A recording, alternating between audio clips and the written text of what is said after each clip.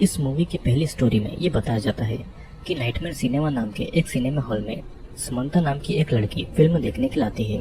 उस हॉल में कोई भी नहीं था और कोई अनजान शक्ति समंता को चेयर पर बैठा देती है और फिल्म अपने आप शुरू हो जाती है। अब इस फिल्म में खुद समंता ही मौजूद थी, जहाँ पर वो खून से लथपथ एक सीरियल किलर वॉल्टर से बचकर भाग रही थी। तभी उसे जॉनसन मिलता है और वो जॉनसन को उस सीरियल किलर के बारे में बताती है। अब रात तक वे दोनों जंगल से निकलकर रोड पर आ जाते हैं, जहाँ पर उनको एक पुलिस की कार दिखाई जाती है। पुलिसमैन उन दोनों को कार में बिठाकर जाने ही वाला था कि तभी वो सीरियल किलर आता है। पुलिसमैन सीरियल किलर को शूट करता है और किलर के पास में चेक करने के लिए जाता है, लेकिन किलर का मास्क हटाकर वो डर जाता है और गलती से पैर फिसलने की वजह से वो खुद को ही शूट कर लेता है। जॉनसन कार की चाबी लेने के लिए पुलिसमैन के पास आता है, लेकिन किलर को जिंदा देखकर वो समंता को लेकर वहाँ से भाग जाता है।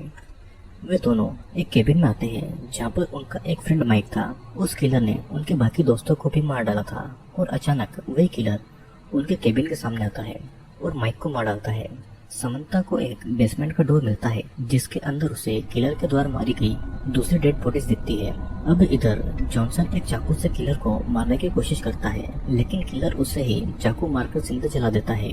समंता एक कुल्हाड़ी लेकर किलर से फाइट करने लगती है और किलर का मास्क कटते ही वो देखती है कि वो किलर उसके बचपन का दोस्त फ्रेड है। फ्रेड उसे बताता है कि एक दिन केबिन के पास जंगल में एक मीटेर गिरता है और सभी उस चीज को देखने जाते हैं। फ्रेड उनको एडवाइस देता है कि उनको पुलिस को बुला लेना चाहिए, लेकिन वे लोग नहीं सुनते हैं और जॉन उस चीज को हाथ लगा लेता है और उस मीटियोर से हजारों स्पाइडर निकलने लगते हैं, जो कि उनके शरीर में घुसकर उनके ब्रेन को कंट्रोल करते हैं। फ्रेड का मुंह उस समय कवर था, तो वो स्पाइडर उसके शरीर पर नहीं घुस पाती है और तब से वो स्पाइडर के कंट्रोल में रहने वाले हर इंसान को मार रहा था, क्योंकि वो स्पाइडर एलियन थे और जो इंसान को खत्म करने के लिए आए थे। ये सब जानकर समंता खुद मरना चाहती थी और फ्रेड भी उसे वहीं पर मार डालता है। वो फिर से निकल जाता है एलियन स्पाइडर को खत्म करने के लिए, लेकिन अगले दिन फ्रेड के बिहेवियर से पता चलता है कि फ्रेड भी अब एलियन स्पाइडर के काबू में है। पहली स्टोरी यहीं पर खत्म होती है और यहाँ से सेकंड स्टोरी चालू होती है। अब इस बार सिनेमा हॉल में डेविड और उसकी गर्लफ्रेंड एना आते हैं। एना के फेस पर एक स्कार था और वो दोनों एक दूसरे से बहुत प्यार करते थे। उसी समय फिल्म शुरू होती है, जहाँ पर एना एक रेस्टोरेंट के बाथरूम में खुद के फेस को देख रही थी। वो अपने स्कार को लेकर बहुत ज्यादा अनकंफर्टेबल रहती थी और फिर डेविड के पास में आती है। दोनों जल्दी शादी करने वाले थे।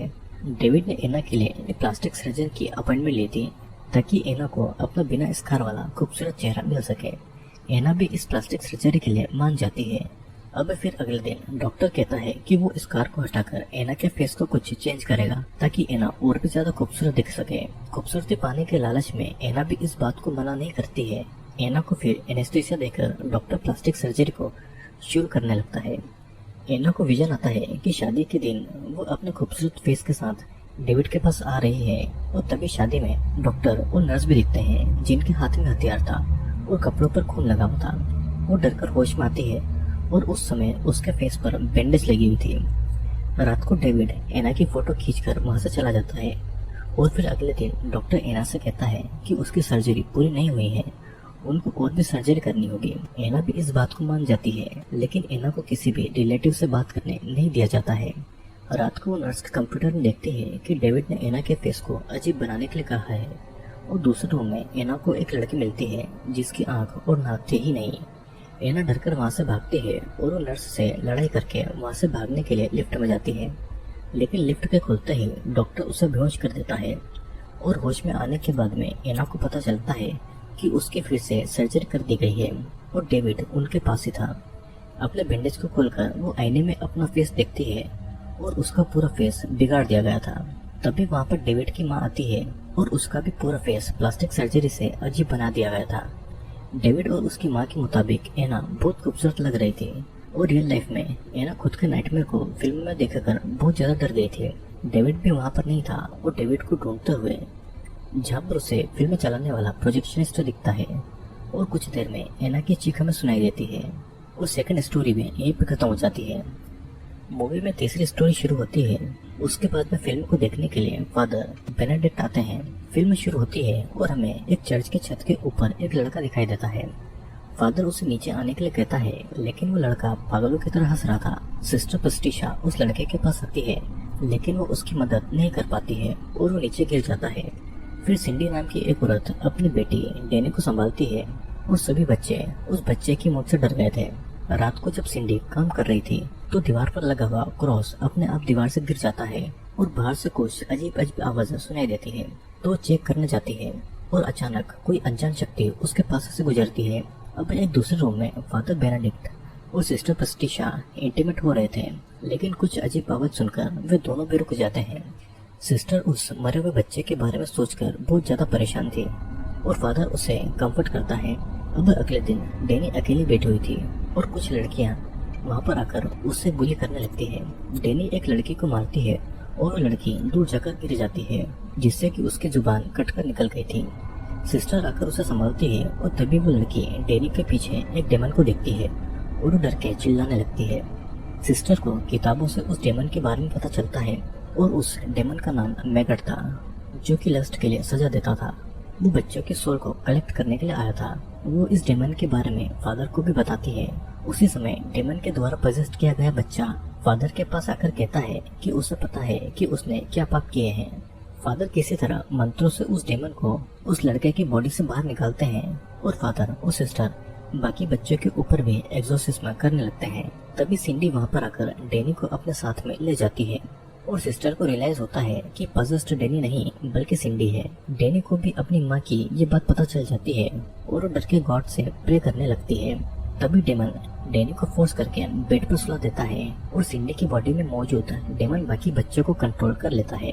फादर और सिस्टर उस रूम में आकर सभी पजेस्ड बच्चों को देखते हैं और डैनी के मुंह से खून निकल रहा था। फादर और सिस्टर डरकर वहाँ से भागते हैं, लेकिन बच्चे हथियार लेकर वहाँ भी उनका पीछा करते हैं। तब सिस्टर और फादर भी हथियार लेकर उन बच्चों से लड़ने लगते हैं। सिंडी छत की तरफ जाती है और सिस्टर उसके पीछे पीछे आती है और इधर सभी पजेस्ड बच्चे मिलकर फादर को ही मार डालते हैं और पजेस्ड सिंडी सिस्टर को पकड़कर छत से जंप कर देती है, लेकिन सिस्टर किसी तरह वहाँ से बच जाती है। पर सिंडी के मरने के बाद में डेमन सिस्टर की बॉडी को पजेस कर लेता है। अब असल जिंदगी में ये फिल्म देखकर फादर बेनेडिक्ट शॉक्ड हो जाते हैं और अचानक वही प्रोजेक्शनिस्ट आकर फादर बेनेडिक्ट को मार डालता है और इसी के साथ में तीसरी कहानी भी खत्म होती है। मूवी की फोर्थ स्टोरी शुरू होती है और इस बार हेलन नाम की एक औरत फिल्म देखने के लिए जाती है। फिल्म शुरू होती है और हेलन अपने बच्चों के साथ में एक डॉक्टर के पास आई थी। वो थोड़ा लेट थी तो रिसेप्शनिस्ट उसे थोड़ा वेट करने को कहती है, लेकिन उसके बच्चे इस बात से खुश नहीं थे क्योंकि वे लोग पहले ही बहुत समय से वेट कर रहे थे। हेलन फिर से रिसेप्शनिस्ट के पास जाती है, लेकिन इस बार रिसेप्शनिस्ट की पूरी बॉडी पर कीचड़ लगा हुआ था।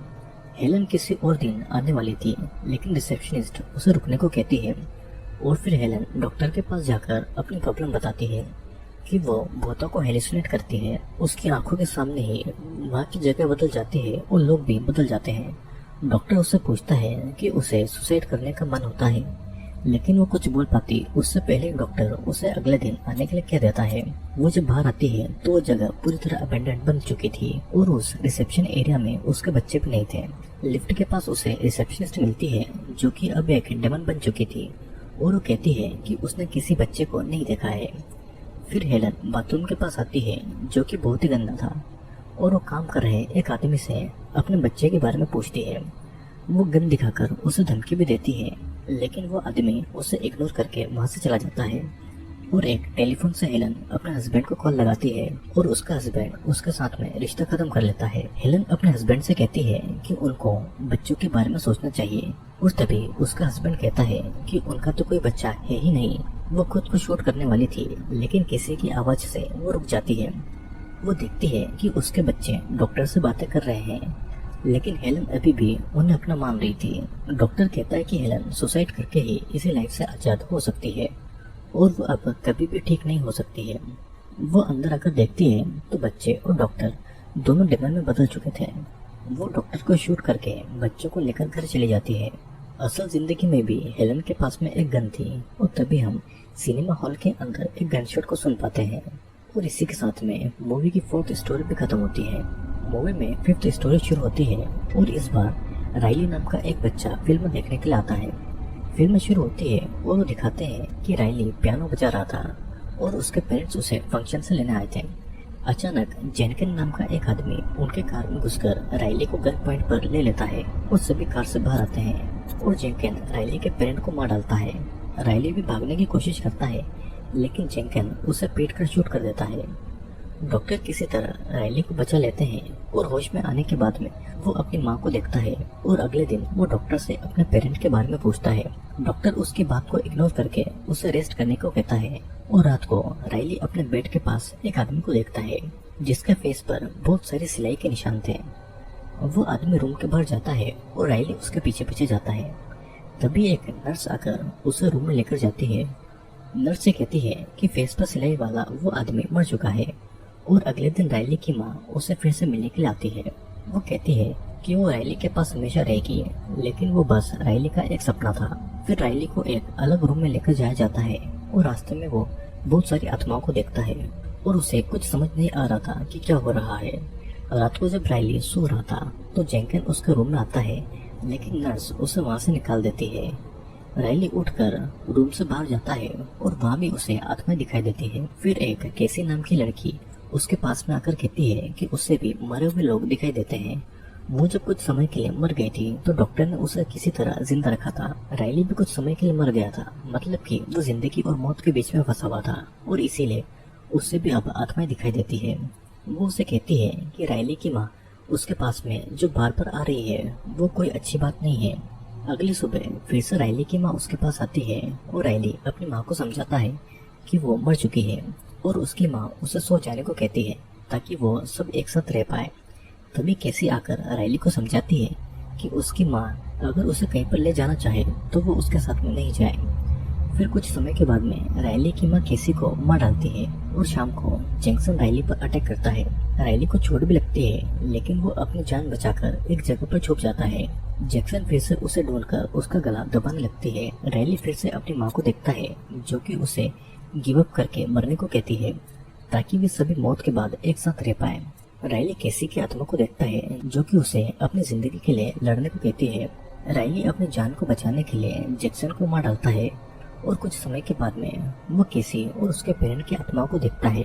वहाँ पर जैक्सन की आत्मा भी थी जो कि उसे स्वीट ड्रीम कहता है और असल जिंदगी में राइली को अपने से पहले आए फिल्म देखने वाले लोगों की आत्मा दिखाई देती है। वो प्रोजेक्शनिस्ट उसे कहता है कि ये सभी लोग मर चुके हैं और वो भी यहाँ से नहीं जा पाएगा। राइली सिनेमा हॉल से भागता है लेकिन माँ के बोर्ड पर लिखा था कि राइली मर चुका है और एक टेप पर वो राइली का नाम लगाकर उस रूम का डोर बंद कर देता है। और वहाँ पर और भी कई सारी टेप थी, मतलब कि वहाँ पर फिल्म देखने आए कई सारे लोग उस प्रोजेक्शनिस्ट का शिकार बन चुके हैं। और इसी के साथ में ये पूरी मूवी यहीं पर खत्म होती है। दोस्तों इस मूवी में ये दिखाया गया है कि वो प्रोजेक्शनिस्ट एक डेमन था जो कि लोगों के नाइटमेयर को फिल्म के जरिए दिखाकर उनकी सोल को कलेक्ट करता था। और मूवी की हर एक कहानी में कुछ न कुछ मैसेज दिखाए गए थे जिससे हम आगे समझते हैं। इस स्टोरी में हम ये सीखते हैं कि किसी भी अनजान चीज को नहीं छेड़ना चाहिए। वहाँ पर आए एलियन ह्यूमन के ब्रेन पर काबू करके उनको अपना गुलाम बनाकर पूरी दुनिया को हासिल कर लेते हैं। सेकंड स्टोरी में हमें पता लगता है कि अपनी खूबसूरती जैसी भी हो उसे एक्सेप्ट करना चाहिए। एना ने कभी भी खुद को खूबसूरत नहीं माना और अगर वो खुद को एक्सेप्ट करती तो उसे उसकी बची हुई खूबसूरती भी नहीं छीनी जाती। मूवी की तीसरी स्टोरी में हम देखते हैं कि जिसकी जो सीमा है उससे वो पार नहीं करना चाहिए। फादर बेनेडिक्ट और सिस्टर पैट्रिशिया ने अपनी सारी सीमाएं भूलकर एक दूसरे के साथ में इंटीमेट हुए और इसीलिए हॉल में एक मेगन डेमन आता है उनको सजा देने के लिए। मूवी की फोर्थ स्टोरी में हमें देखते हैं कि रियलिटी को एक्सेप्ट कर लेना चाहिए। हेलन का कोई बच्चा नहीं था और इसीलिए वो डिप्रेशन में थी और ऐसा इमेजिन करती थी कि उसके 2 बेटे हैं। वो इस बात को मानना ही नहीं चाहती थी कि वो अकेली है और हमेशा वो अंधेरे में ही रहना चाहती थी। इसीलिए फोर्थ पार्ट पूरा ब्लैक एंड व्हाइट था और इस मूवी में हम हेलन के दिमाग की स्थिति को देखते हैं। मूवी की फिफ्थ स्टोरी में हमें देखते हैं कि हमेशा अपनी लाइफ के लिए लड़ना चाहिए। हमारी लाइफ हमारे हाथों में होती है और खुद की लाइफ की इम्पोर्टेंस कोई दूसरा नहीं समझ सकता है। तो दोस्तों आज की हमारी इस मूवी में सिर्फ इतना ही। वीडियो पसंद आया हो तो लाइक शेयर और सब्सक्राइब जरूर करना और मैं आपके लिए ऐसे वीडियोस जल्दी लेकर आने वाला हूँ।